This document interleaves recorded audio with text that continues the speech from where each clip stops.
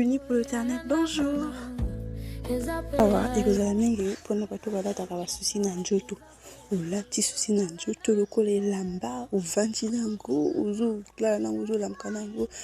Quand il fait nuit, tu n'arrives pas à penser à autre chose. Il n'y a que cette douleur-là qui te monte dans la tête. Tu es accablé par cette douleur. Tu ne sais pas comment faire pour t'en débarrasser. Tu peux bien chercher des mots pour te consoler, pour te dire que ça va passer. Ce n'est qu'une phase, ce n'est que temporaire. Dieu fera grâce, ça va passer. Mais du moment où tu vis cette situation, tu es contraint à ressentir de la souciance en toi, de la peine, de la tristesse. Et puis, ça t'empêche de recevoir des ondes positives. Et même à ce moment-là, si quelqu'un vient et anime une conversation, c'est genre pour te distraire. Si dans ta tête, il n'y a pas un esprit positif de bien le prendre, tu vas très mal le prendre. Et du coup, la conversation que l'autre avait pour toi, pour te permettre de te laisser faire, afin de t'emmener dans une positivité, ça va être voué à l'échec.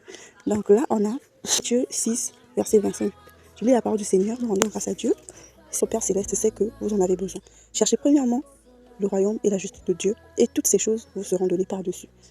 Ne vous inquiétez donc pas du lendemain, car le lendemain aura soin de lui-même. À chaque jour suffit sa peine. C'est pourquoi je vous le dis, tous unissons pour l'Éternel. Moi, je peux le comprendre dans le sens où on nous enseigne dans la parole de Dieu, qui est notre enseignement pour tous les âges, à ne pas se laisser seulement fixer dans le matérialisme, à ne pas être fixé seulement dans ce qui est éphémère. Au fait, la base des enseignements bibliques, c'est de nous montrer que lorsque nous nous attachons aux choses qui sont utiles, éternellement utiles, nous faisons bien. Et lorsque nous nous attachons aux choses qui sont éternellement inutiles, nous faisons mal. Ici, on va se donner deux points. Le point de l'utilité et le point de l'essence. Le point de la priorité et le point de l'importance. Ici, on nous fait part du fait qu'il est très important, très très important dans la vie de quelqu'un, de chercher premièrement le royaume des cieux et le reste viendra par surcroît.